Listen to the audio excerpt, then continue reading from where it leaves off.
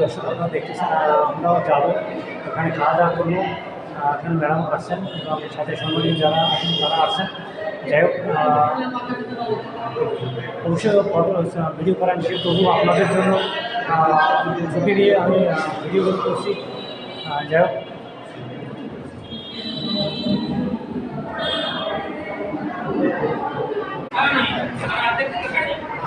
sir খাওয়া দাওয়ার কথা একটু আদেশ করে দেন, তাড়াতাড়ি খাইতে